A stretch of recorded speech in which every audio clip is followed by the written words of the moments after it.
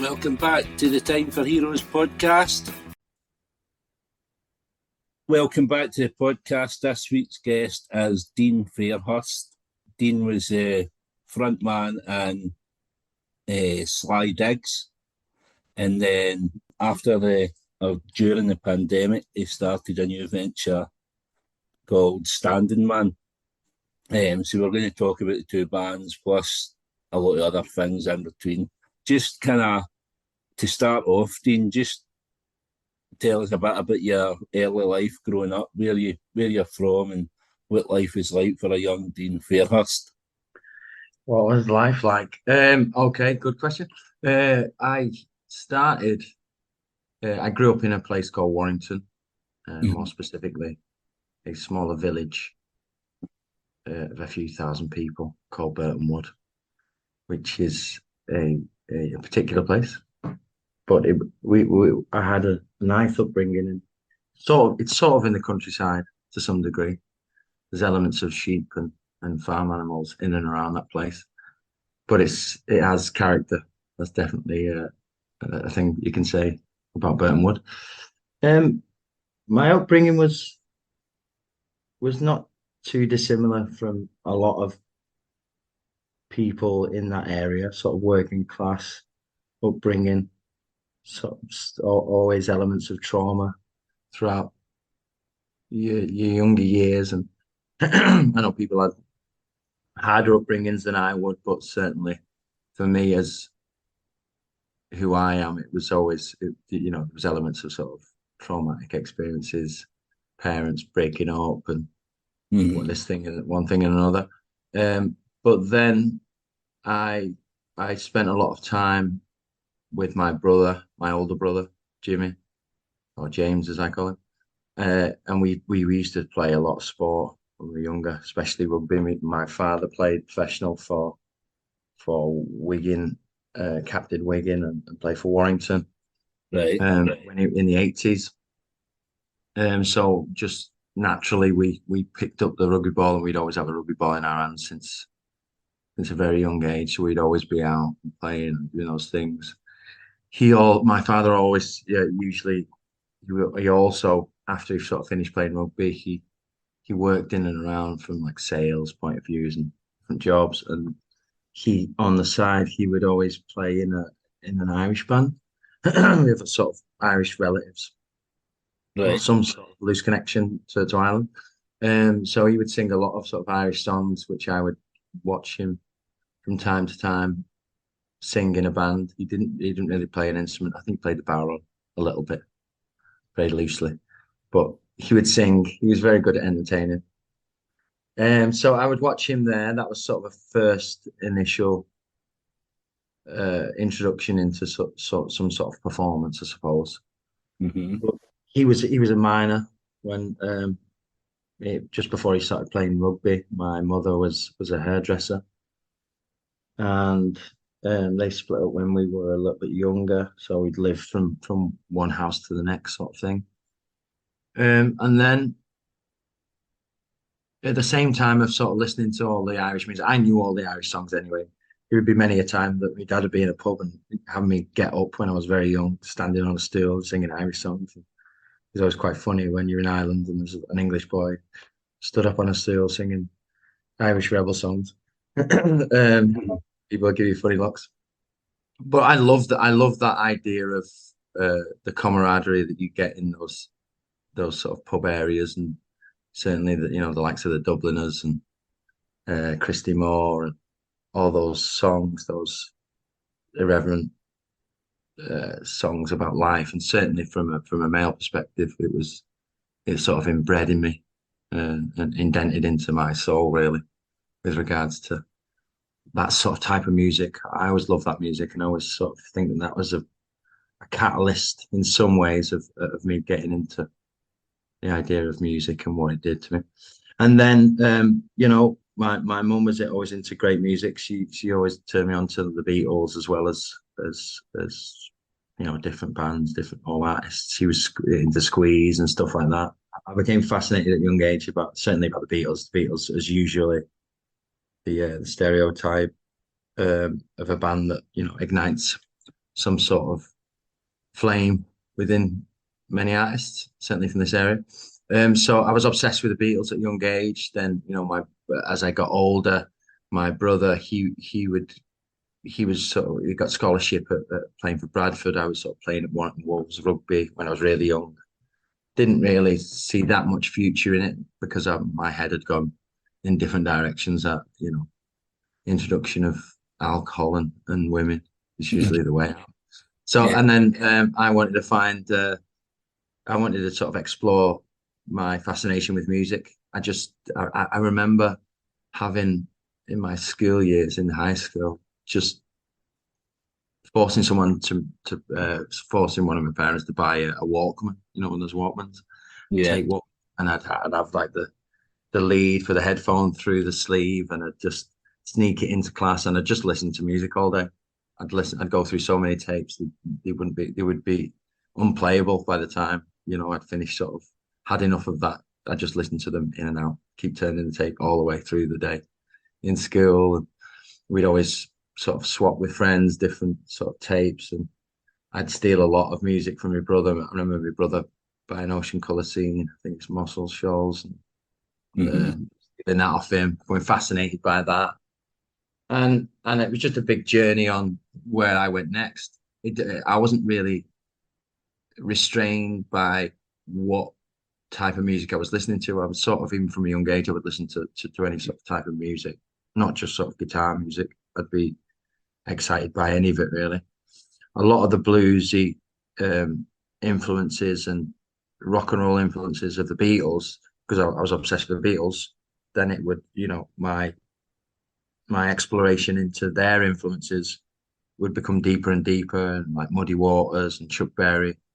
I'd be obsessed. I remember the first time listening to like Howlin' Wolf and thinking, how can someone sound like that? Like that voice is like incredible. It doesn't seem like it's part of this planet somehow. And I just became engrossed by music in general, really. Yeah. Stealing records off my brother, as I say, the Verve, and then so like it changed to like sort of 90s music at that time. I was talking to a friend recently, and he was like, "What was the first record you ever bought?" And it came on the radio yesterday, and it was "Groove Is in the Heart" by Delight, which is completely different to the sort of Right. type Yeah. Yeah. I like. But I thought it's still a great record, and it was at the time when I was still young, and I remember having that as the first record that I ever got, which was I think 7 inch, something like that. That's a bit And then, better than mine. My first record was Chesney Hawks. oh, was it? Is right. Yeah.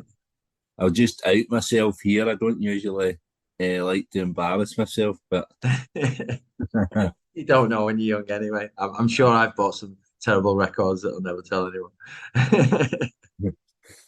um, But yeah, I had a good time um, in that exploration.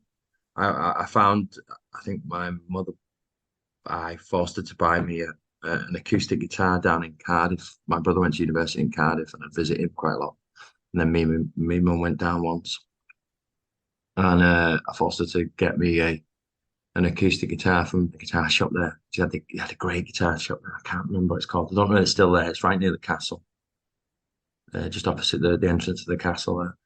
And I just sat and played as long as I could. So I sort of formed then into going into sort of Slydigs, writing songs before I could even really play an instrument.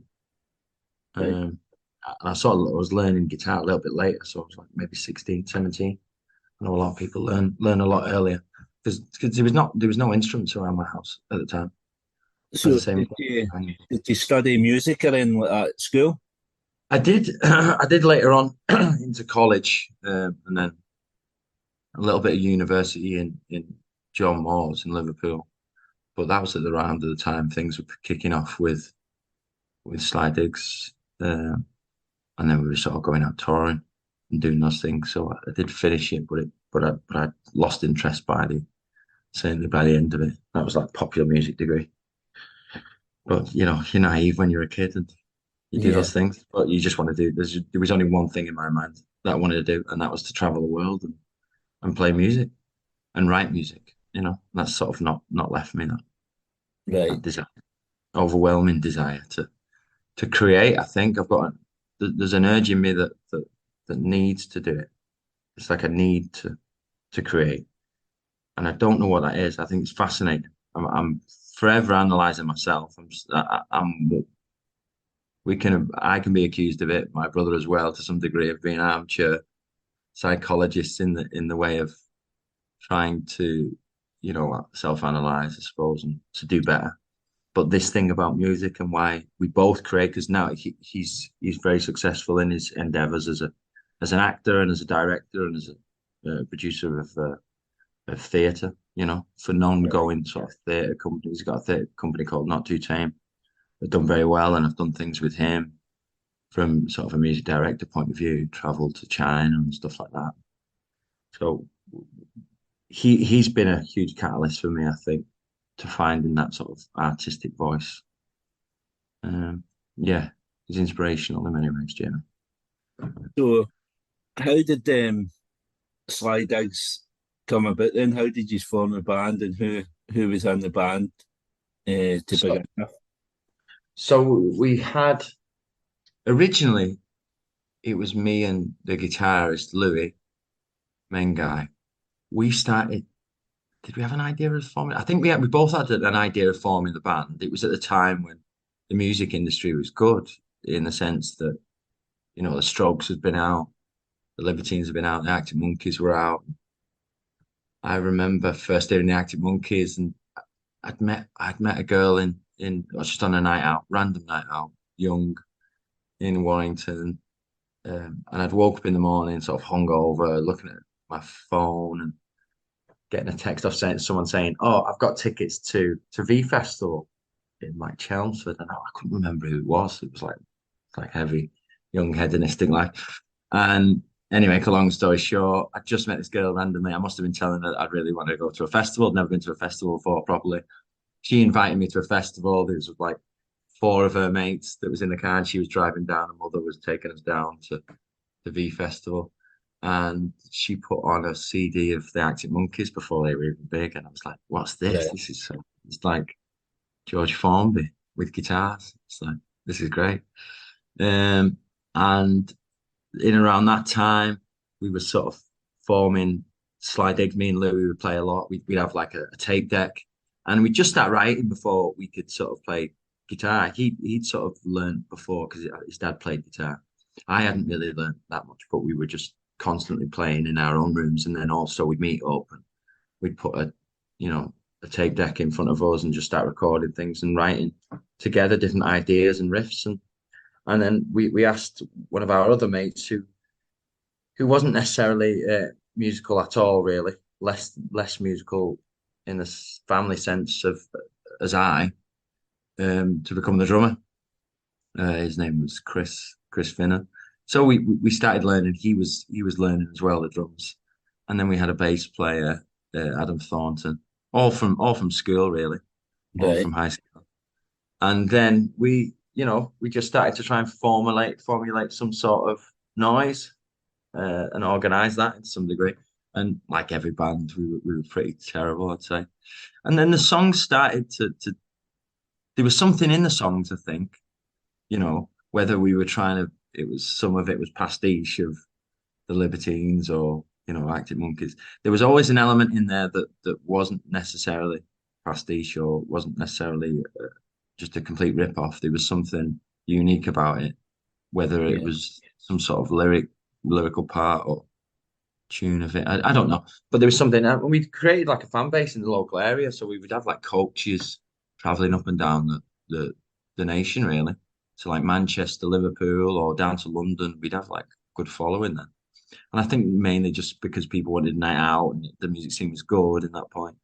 And then at a period of time, my other friend Peter Fleming, who was playing with a different band at the time. I think it was Louis. He was playing in the Louis Brothers band. Mhm. Louis has an older brother as well. And for one gig, our drummer, who unfortunately couldn't really play at all, he was off, and we got Pete in to cover him. And then when we played that gig, it just seemed right. It was like, wow, this guy's naturally effervescent in his performance. I completely became enthralled by his performance and thinking that makes me feel comfortable, especially as a lead singer, where Yeah. any lead singer, it's got to be about you in your mind, you know what I mean? And having the comfortability of thinking that the guy behind is going to come in on time, not having to worry, but also, performing in a way that is, you're not just a pub band. So then in my mind, it had already been made up that, I sort of probably need to change the drummer. It was difficult, a lot of fans at that time, because we were a close unit, didn't like that we had to get rid of the old drummer. The old drummer had took it very badly, and, caused a little bit of grief. But we're all young, I suppose. And I Things think he happen left. with bands, don't they? Yeah, The lineup changes, and people are maybe loyal to the original lineup to start with, but um, as you go forward and you create music, people soon want who's there at the time. yeah. I just don't think we would have got anywhere anyway if it kept that drummer, because he wasn't progressing enough, and we were young anyway. Whether I did it in the right way, I probably didn't. I was young, right? But I tried to do it in the right way of, like, sitting him down and saying, "Look, mate, I can't do this, and we've got to change the drummer, and that's it." But maybe I was a little bit harsh. I don't know. I can't remember that much. I probably blocked it out. But then, we started getting to a little bit of notoriety then thereafter with Peter on the drums. Then we had a bass player who was a character in himself as well. We started off playing in and around all over Dublin and all over Ireland, all over the Southern Island, really, because we Right. needed money for PA systems and stuff like that. Obviously, we were sort of a bit working class, so we didn't have a great deal of finances to, put our hands on to buy ourselves all new equipment. So we had a plan to generate some money by touring in Ireland, and at the time, you get treated a lot better financially from playing gigs. So we'd play covers, and we'd also throw in our own music, and we would do like 2.5 hours, and we'd live out the back of a van. We'd have like a transit van where we'd put a long wheelbase, where we'd have a bed in the middle, put the gear underneath, and sleep on the top bit with like Hmm. a little parcel hole for the drivers. And we did that a good few months back and forth from here over in Ireland, and that was like some of the best times that I had, because you were free and easy, had no worries, and you didn't know where you were going to wake up the next morning. It was a fun time. We'd busk out on Grafton Street, and then people would walk past, and people that own bars or venues would see us and go, "These guys are great. Come and play at our place." And then we just sort of follow the wind, and I love that time. We'd always be getting into trouble of some sort, and, chasing women. See playing these gigs out in Ireland, and obviously Yeah. you mentioned before about your dad and his kind of previous. That was there any? Did you chuck in any rebel songs from time to time on your sets? Oh, most definitely. So we'd find, like, usually when the sessions go off in the pubs, whether we would just turn up with acoustic guitars and do an unplugged thing, and we'd usually play. But by that time, we'd sort of changed the bass player as well from Adam Thornton to Ben Breslin, who became the bass player in Slydigs in our sort of successful years. Hmm. And he has a lot of Irish family as well. He has a Right. great deep Irish sort of relatives, and some fascinating stories. So we would both know a lot of the Irish music, and Louis to some degree. He knew a lot of the Dubliner stuff, so that sort of kept us all in twine with one another, I think, from a musical point of view. It was just always there. It was sort of a basis of those things, and of course we drank a lot of Guinness, and I think we just lived on Guinness and cooked chickens for a long period of time. So you can imagine how badly that van smelled at the time. Rough boys we were. But yeah, it was great, and I think we became tight there doing those sort of strange, tours, and it was exciting. And then things started to pick up a little bit. It's kind of similar in a way to like the Beatles going to Hamburg. Then it's kind of like Yeah, you going out there and kind of getting your grounding, and maybe like to some extent doing your apprenticeship within the music industry. yeah, definitely. So I think we definitely went over there as boys and came back as men. Mm. Yeah, that's true to say, I think. But it was, yeah, it was great, and I think because there was no pressure in that respect because you're young and you Mm. don't have the pressure of like in this day and age where everyone is sort of can be accused of being a careerist and all those things. So when are we talking then about? Is this in about 2012? That's like when your first single came out. So is it when about then, or is it before then? I think it's round about then. I'm not good with dates at all. Some people are like Louis is really good with dates. He's got a mind for it. But I think it was around about then. So then when we came back and we were demoing, we'd met John Kettle, who's a producer and his sort of long time friend. Now he was in a band called Tansads, and they were sort of quite folk rock. Did quite well, and then he's also in a band now called Merry Hell.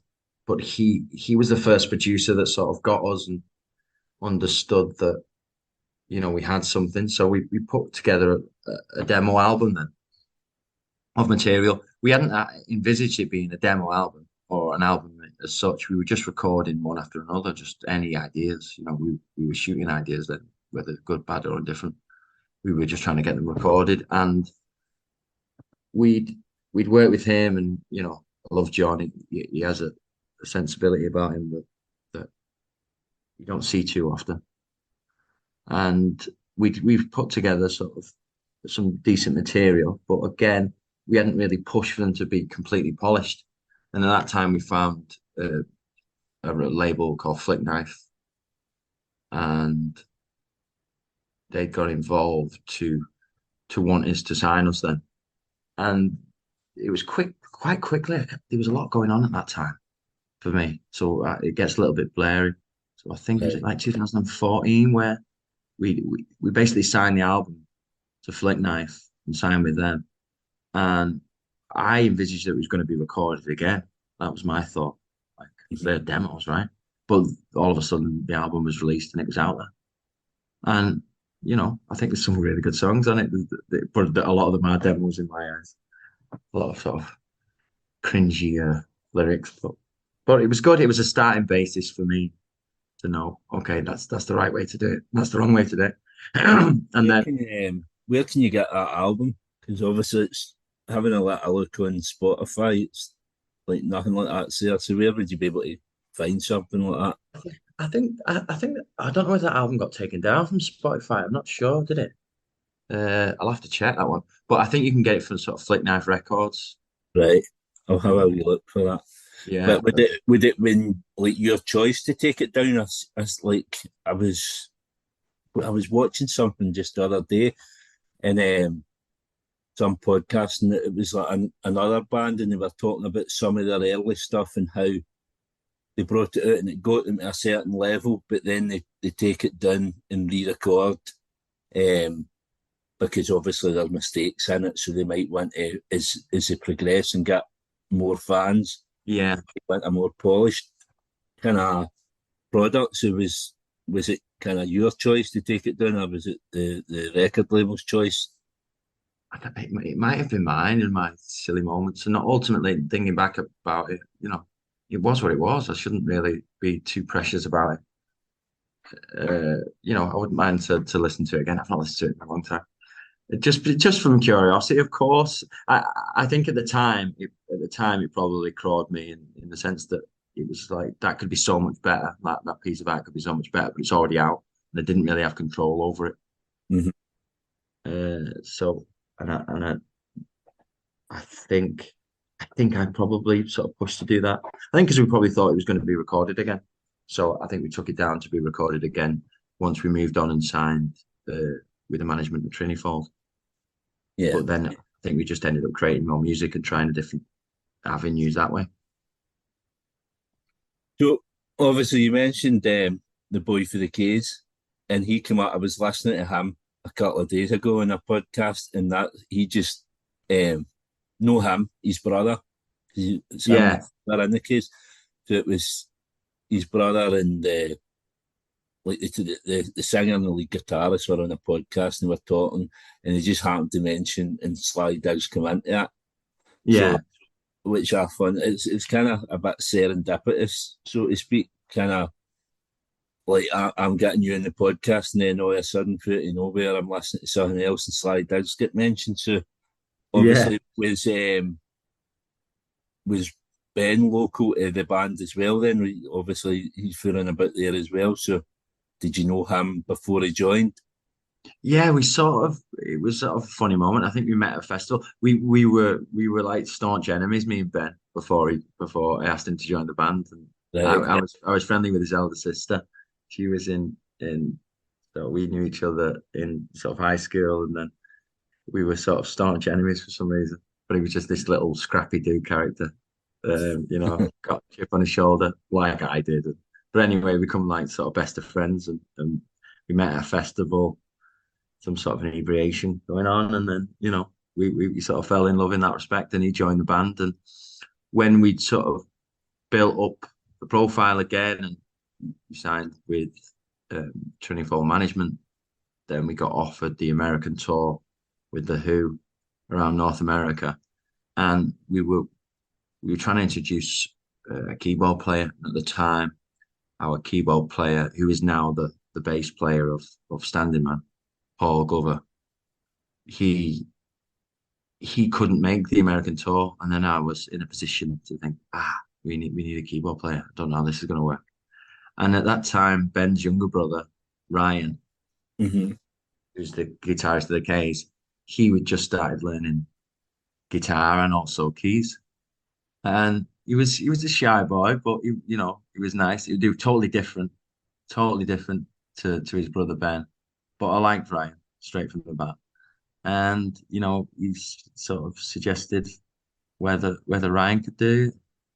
And I don't know, did he suggest it? I can't remember. Maybe I think maybe Ben suggested Ryan to come in. So then we started out doing some rehearsals, and then we invited Ryan on to the American tour with the Who at ripe age of, I think he was only about 20, 21 maybe.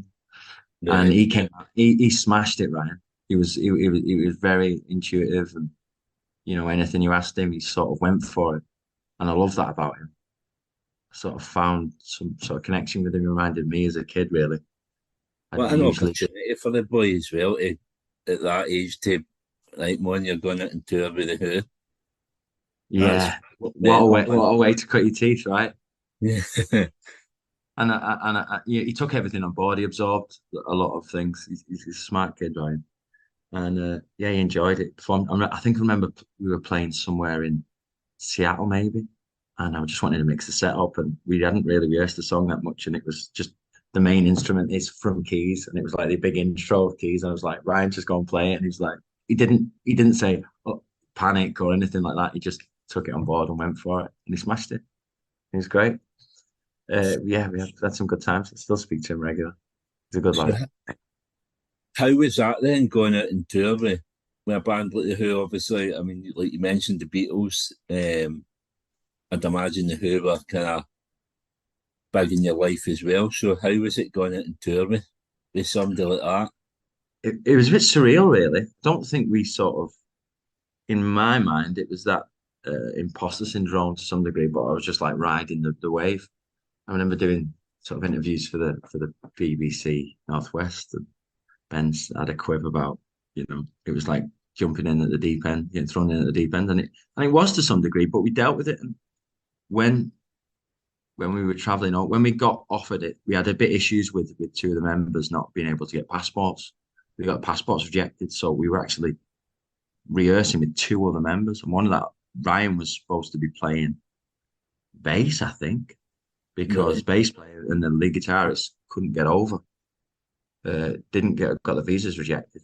But anyway, we sorted it just about a couple of weeks before we were actually going on tour. So we missed the first part of the American tour, which covered, um, where did it cover? Oh, it covered like Madison Square Garden and stuff. So we were a little bit, peeved about that one. Mm. But then we headed out to we finally got the visas for the lads for the original band that Ben and Louis could play. But then we brought Ryan with us, and I think we'd headed down to Stansted, do all the sort of messing around, and it cost us quite a lot in lawyer fees and everything to get over there. And finally, when we got down to to Heathrow, I think it was actually. And we met Noel Gallagher in the airport before we left, and we thought, we had a picture with him, we were chatting to him. He was heading over to yeah, I think he was heading over to Glasgow actually that evening. And he was nice, and we were saying that uh, let's just see how it just felt like a good omen. And then when we landed, it was just from the first gig, every gig was amazing. And I'm not just saying that, I'm not just sort of throwing that away. Every gig in America, all the crowd were on the feet and cheering. And every night there was someone saying, I've never seen a support band get that reaction. I've never seen a support band get that reaction like that in here.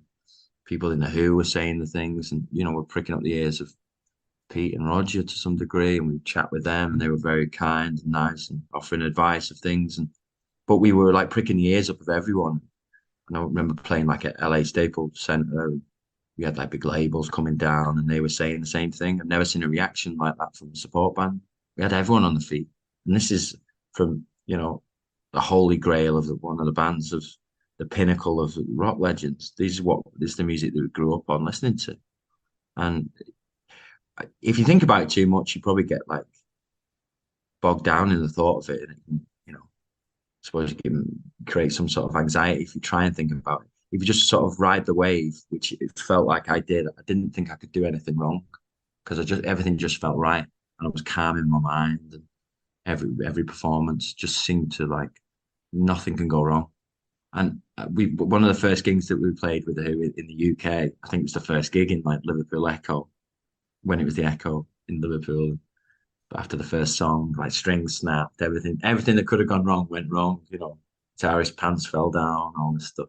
So you learn how to deal with it, and I think once you've got over that sort of element of panic, you can deal with it. And we were tight then. We were really tight, and it was a shame that when we got back from there, we hadn't had anything organized from a tour point of view, and I think that was like the beginning of the end after coming back from that tour. I felt anyway, because we just hadn't had things organized for when we got back from a touring point of view and a release point of view.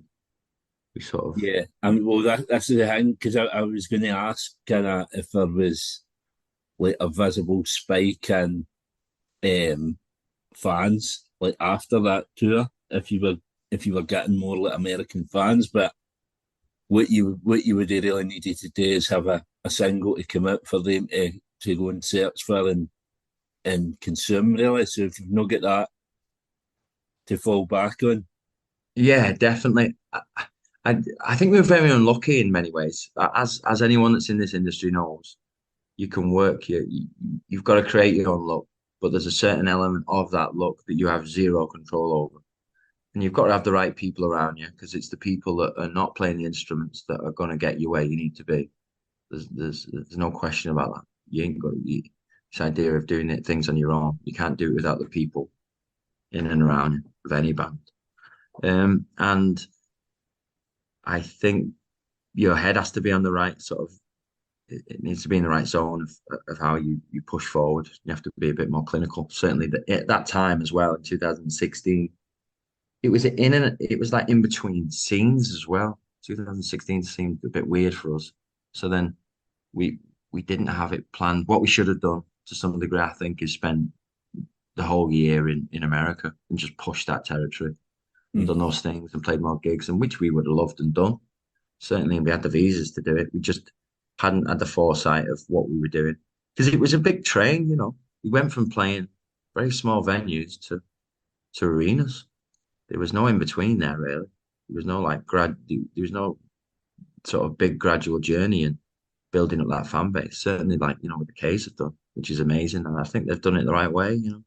Yeah, We sort of got lost in the train of going whoa, and just we were a bit hedonistic, weren't we? So you make mistakes and do these things. I took a lot of responsibility for it in hindsight, in having a bit more of a direction and understanding of where we have to go. So then, things go. I think it was a spike in fan base, certainly from Americans. We had like people were like chasing us. We were selling merch when we were on the American tour, And that was in after we'd finished, we'd say, we'll meet you at, store seating area, 15B, and they were going to be selling merch and we'll sign some CDs. And when we went there, like people were going crazy. They were like pulling my hair. Like I was like running through crowds and like women pulling my hair. It's like a Beatles moment. I was like, this is insane. My brother at the time was the tour manager, and he always laughs about that. He was like, remember that? It's weird. Some women pulling your hair. Because you had like a different sort of age. It's the fan base of the Who in America, you have a there's a huge range of sort of ages as well, from like a younger generation to an older generation. They're Hmm. massive, they're adored. And I know the reasons why. They're amazing. Mm. So obviously, you say it's kind of like that was the beginning and the end for the band, like kind of going forward. But if you've played these massive arena shows out in America, it obviously gives you a taste for it, and there's no way that you're gonna give that up anytime soon. So what was thoughts behind Standing Man? Was that just kind of like, I need to do something, I need to keep this going?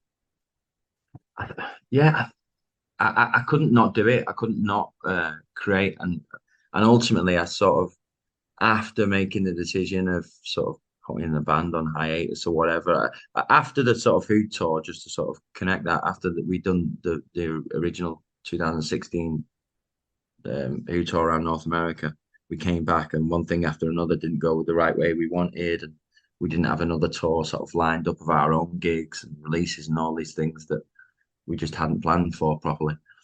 We ended up signing with a booking agent, Steve Strange, who was, you know, God rest his soul. I think he died last year, but he was great. He was great in giving us a bit of a boost and another chance in like 18, where we went around and played a lot of festival dates and did, supported Scorpions and Liam Gallagher and stuff around Europe and in the UK. And that was good, and there was good things going on, but I think we weren't in order. We weren't in order musically. I Hmm. remember we got a chance to record with Brendan Lynch, who I loved as a producer and produced some of the best Ocean Colour Scene albums. And for me, Ocean Colour Scene were like the most underrated band that's ever been. Amazing songwriters, amazing musicians, and the production on the albums he worked on was amazing. So we got to work with him, but at the time working with him, don't think it was the strongest material. We were a little bit fragmented. We were fragmented in our approach and maybe artistically. It just seemed a little bit forced.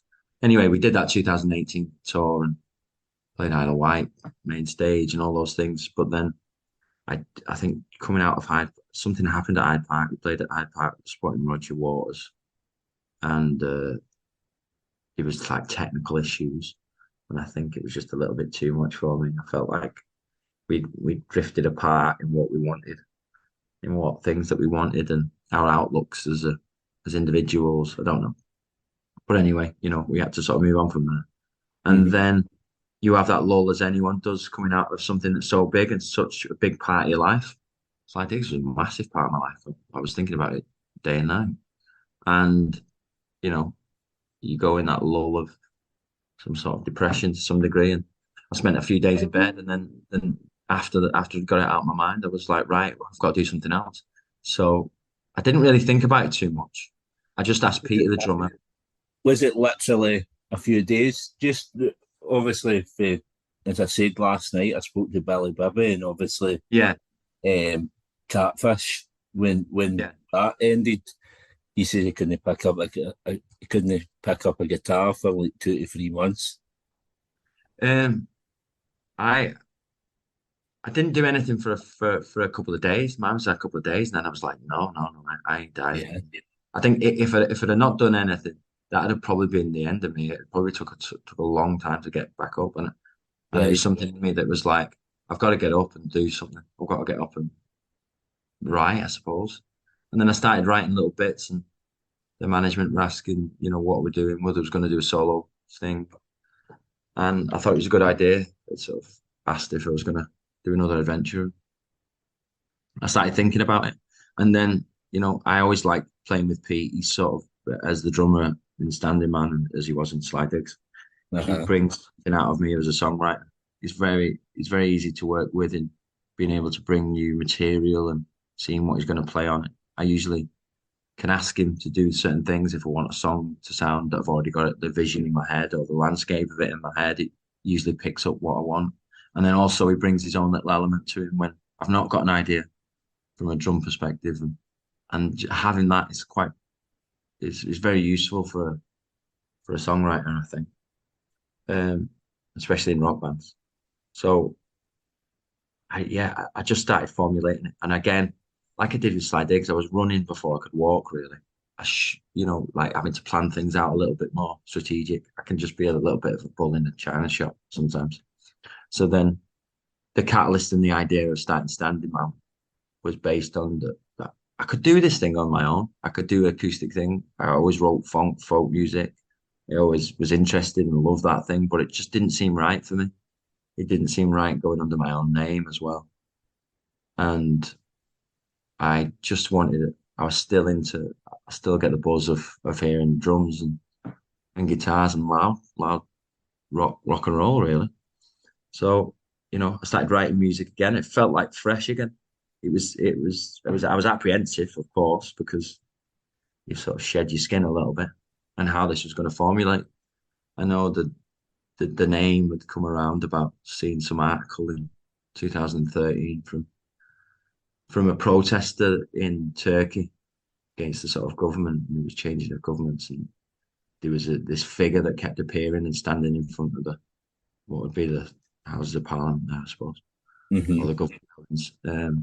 And he was just standing out in silent defiance. This idea of silent defiance, I love that. I was like, what's that? And this guy, he didn't know who he was, and he was just in the papers all the time as the Standin Man. He kept getting arrested, and he sort of brutally sort of beat him up, and then after he was released, he would be back out and he'd be standing there again, and he was Yeah. like immovable. So I love this idea of this Standin Man character, this silent defiance, and I probably felt like that a little bit from time to time because I can be outspoken and I can just like not want to speak, I suppose. So I felt like that was some sort of image of me. And I wanted to try something different, explore my desires in making rock and roll music, always like sort of psychedelic elements. And I didn't really think about it too much. I just started writing the pandemic and recorded it with Jim Spencer. So Things felt right. do you think then the pandemic helped you then? Because it kind of gave you time to kind of develop your sound and your plan and what you were going to do? In one way it did, and in one way it didn't.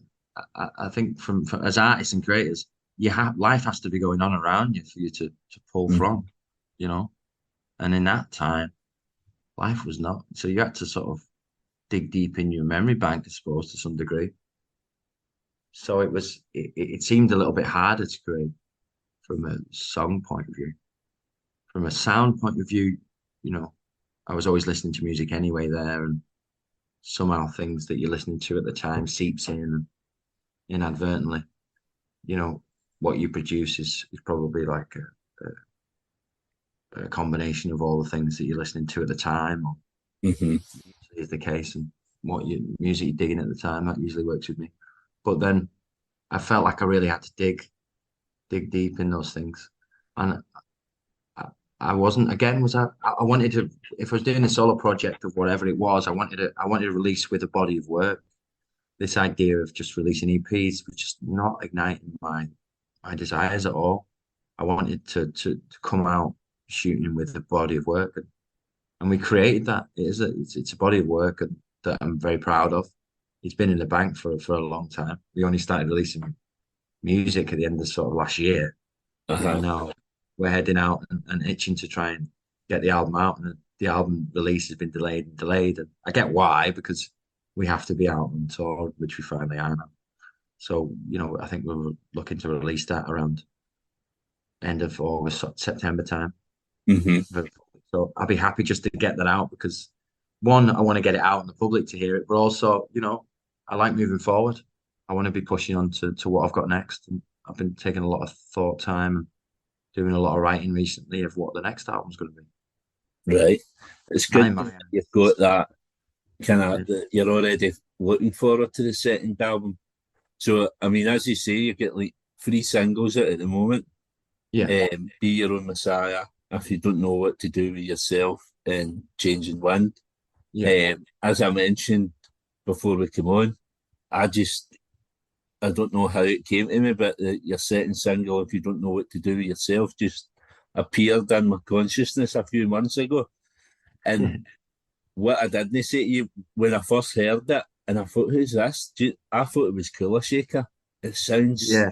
um, it could be off that first Cooler Shaker album, no problem.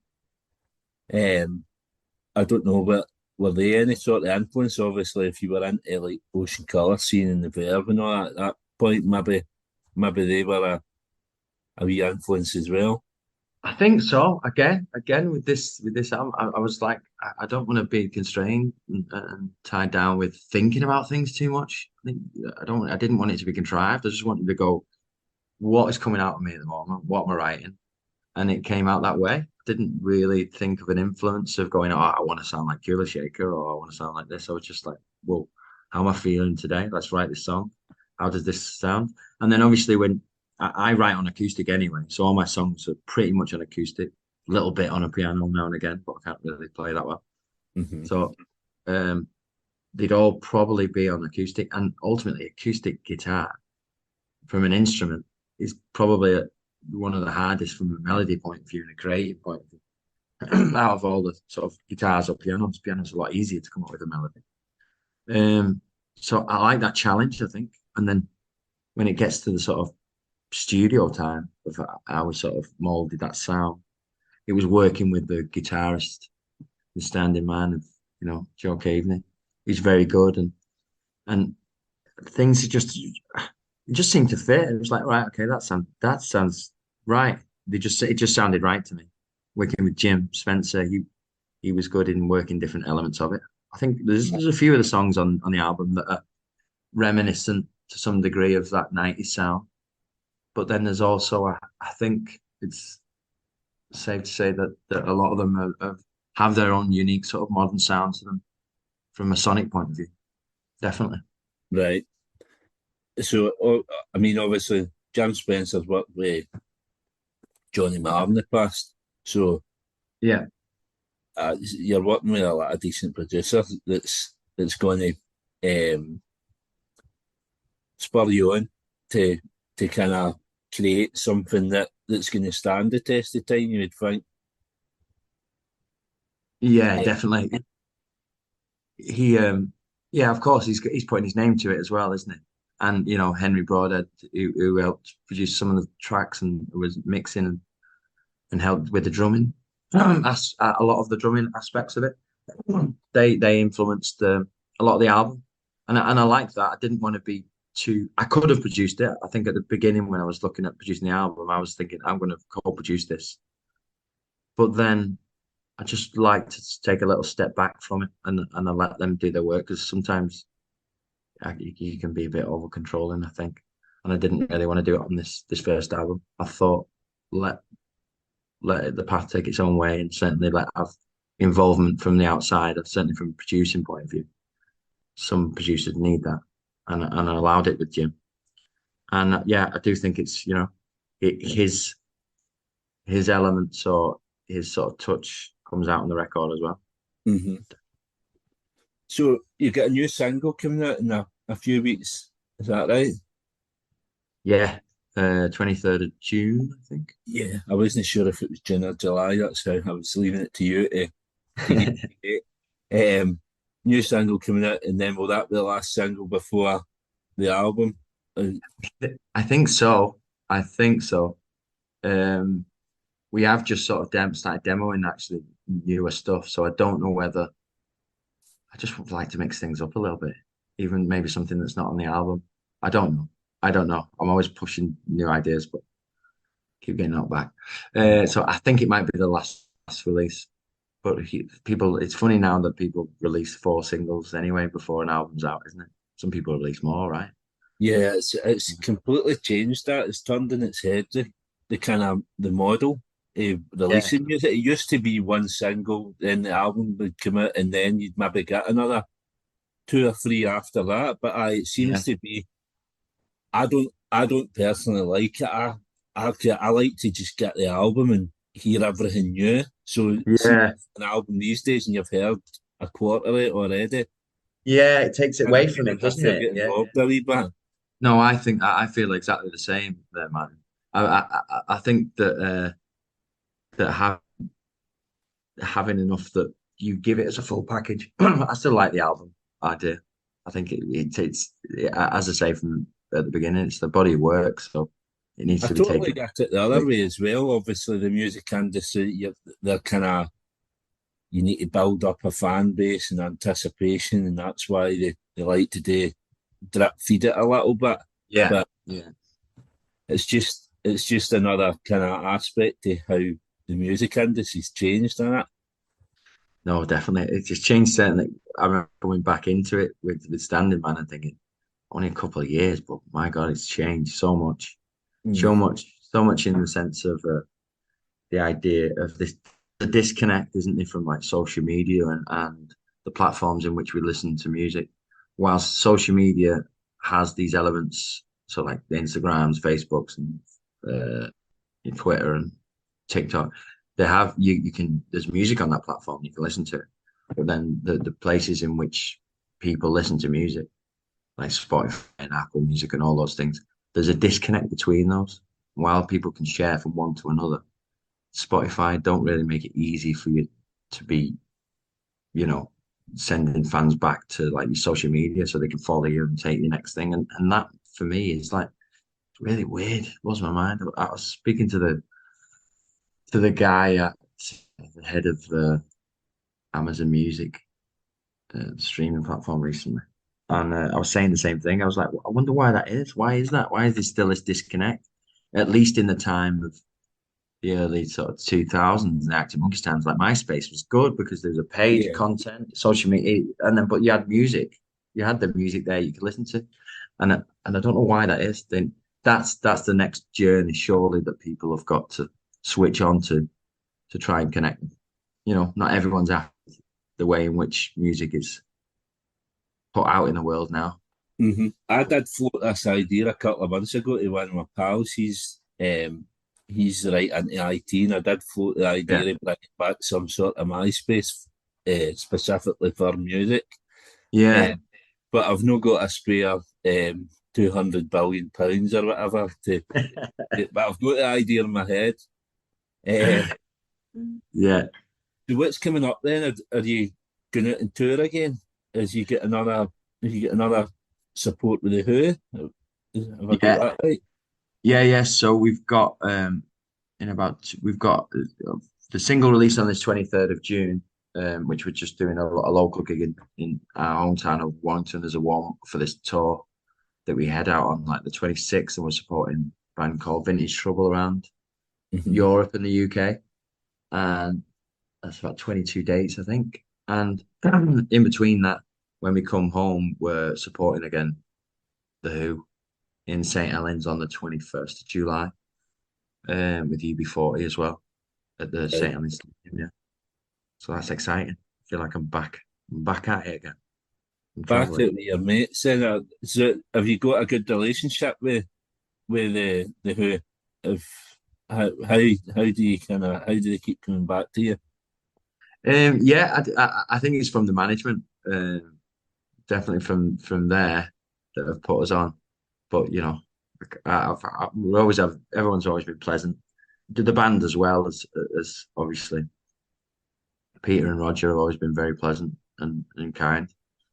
But the band as well at playing and amongst them and Simon Townsend and Zach and stuff. So it's good that we've been offered the chance again to do it. So I'm excited to meet those guys again and sort of tell them where I'm up to. So it does feel like a second bite of the cherry, really, to get out That, there and do it. that sounds amazing.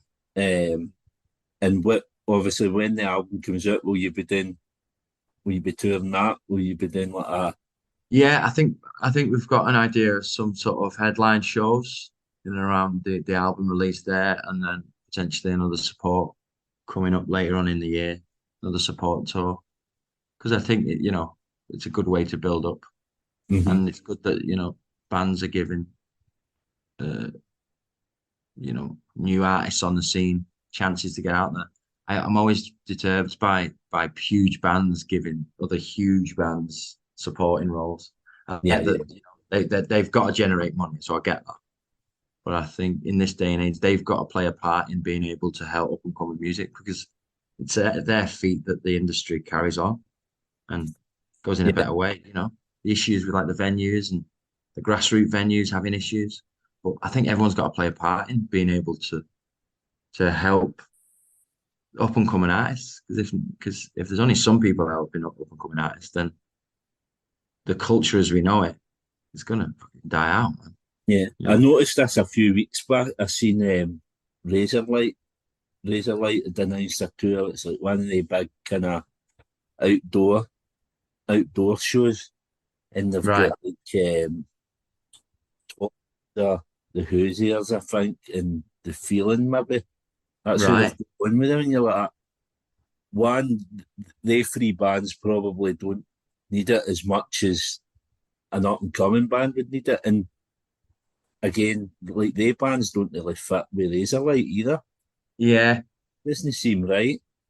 it's a bit weird, isn't it? I don't know the full ins and outs of that, and obviously, like the bands like Hoosier and all those, it's their livelihood, so they've got to play. So I get that, they're going to accept things, but I know what you mean. But I would, that's sort of more acceptable for me. What I don't deem as acceptable is like when they're really big bands that they should be having support bands on there. And no Hmm. disrespect to the god that Paul McCartney is, but when I've not seen any bands that support him, stuff like that. And I Yeah, think because you have big shows, and I think they should be. Like Coldplay do well in bringing like up and coming artists. And U2, do U2 have like big artists? They had like Noel Gallagher on for like got a yeah, few that's world right. tours, didn't it? And I was like, really? I know that he's just bringing his mates on tour. I was like, come on, you should be helping out some younger artists. But then you Because look at Liam. Like I've seen Liam a few times at the Hydro, and he's always kind of got somebody up and coming. He's yeah, had he has, yeah, Dylan John Thomas. He's had on a few times. He's had the Rats, yeah, that Liverpool band. yeah. So he's kind of pushing it and promoting the newer acts. No, definitely, they've done the right thing of that. Seen that, yeah, and I think that's how it should be, right? Got to be Yeah, feeding these bands, giving them some air time, space on tour, because it's the best way of picking up fans in that respect. That and radio, I suppose. But having good tracks. There's so much music coming out. There's a lot to contend with, right? The industry is a bit is diluted in the sense that 60,000, 65,000 songs released every day or some nonsense like that. So yeah. I mean, even just where you are in the northwest, the amount of like young up and coming bands round about you, yeah, it's amazing. It's constant, man. It's like a conveyor belt of talent, and it needs to it needs to go somewhere at the end of yeah, definitely, yeah, yeah. And not everyone will get through. Not everyone is good. Not everyone is amazing. But like the fact that there is more and more talent coming out there is that there is some amazing bands and there is that are not getting any sort of time. Yeah, There's a lot of great music coming out, I think, at the moment. I think in this country, everyone's a bit apprehensive, aren't they, of rock music. I don't know whether it seems to be a lot more appreciated in America and Europe. Here, less so, I think. This idea of like the rock star is dead a bit in the UK, I find, you certainly. think? No, I Well, mean it's I hard in think, it because like if you're into that music, like as myself and all my mates, so you don't really notice it because I surround myself with people that like the same music, so you yeah, that's it. I just have, my just thought of it is that the people that are in control of what gets released and what gets big and what doesn't, that they are trying to shy away from the idea of the archetypal rock and roll star, the Mm. lager lad. Well, I don't know. I have a theory of it. Probably don't know it. But I just think that there's some sort of control over trying to push it down a little bit. It's so hard to get into. Like rock music seems to be the one that has so many like subcultures and fan bases that people really want to go out. There's the reasons why Sam Fender goes and sells out, Yeah, uh, St. James's Park like it does there because the people want it. But then, you know, how it's sold and how it gets out there is a little different because there's so much pop music you're trying to contend with as well. I think. I don't know. yeah. I like being the underground anyway. I think a lot it's kind of blurred in it now between the pop and the rock. Yeah. I don't like to say too much on here, but so obviously single it, touring a wee bit, and then an album. I'd hope to see you up in Glasgow at some point, man. It'd be ideal to see you up here. Yeah, definitely. Love Glasgow. But that's us towards the end of the interview. Obviously, the last bit, obviously, being the podcast called Time for Heroes, and I asked for my guests to pick 4 heroes to come for dinner. Why they're your heroes, why you picked them, and what you would cook them. Right. Why I'd pick them and what was that, sorry? What would you cook them as well? What would I cook them? Oh, right. Yeah, That's good. that's it basically. It's basically just to see how good a cook you are, whether you're. You know what? I'm actually quite decent. Um, so I bet loads of people picked him, but it'd be John Lennon, wouldn't it? Because his character, and he's one. Who else would I choose? I'd choose Oscar Wilde, conversationalist, isn't he? He'd be good on the dinner party. I would choose uh, anyone from history. Yeah, Yeah, anybody right. you like. Could be. Uh, so I've been reading a lot of Marcus Aurelius's meditations, so maybe him. He'd be a character. I Mhm. like that. And quite nerdy that one, wasn't it? And then who else would I choose? Maybe James Brown. James Brown would be crazy, wouldn't Right. he? These Yeah. are these are good picks as well because um, it's nice when people it's refreshing when they pick different people. Yeah. So I know first John time Lennon James gets killed all Brown the time. pick. Well, this is what I was saying. I mean, this is us up to about episode 45. So once I get to episode 50, I'm going to look back through the episodes and do like a league table, Yeah. which without looking back to now, I'd imagine John Lennon's kind of about 30 points clear of everybody else. He was picked constantly. Um, but I mean, they're great picks. And what would you cook for them? What would I cook for them? Big shepherd's pie. Keith Richards' recipe of shepherd's pie for all of them. Well, that's brilliant as well. Yeah, I'm That's, gutted. I should have chose Keith, really. I love Keith. we'll put teeth in as well. I like. Yeah, I he mean, can help me serve.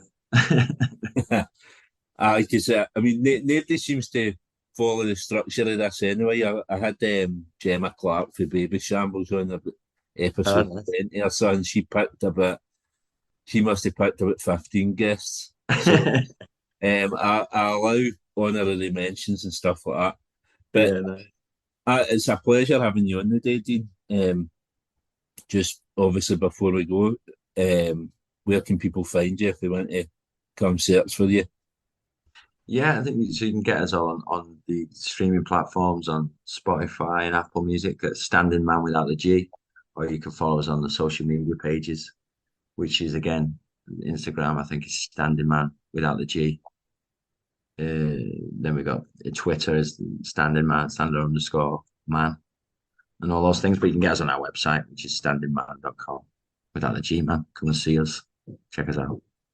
I'll post all your links in the show notes anyway, so people can get them there if they're struggling to find it. But if you can, people going out and see Standing Man wherever you can, they're going to be massive. It's right. Thanks, Brian. Pleasure to meet you, mate. Pleasure, mate.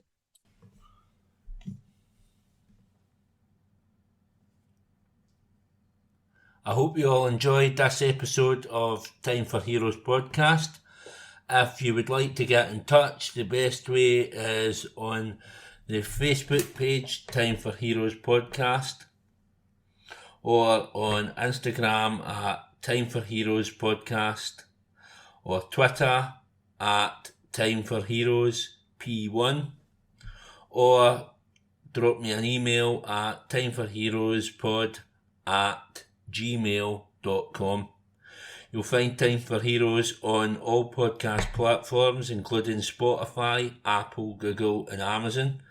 Please leave a review where you can, share with others, and more importantly, enjoy.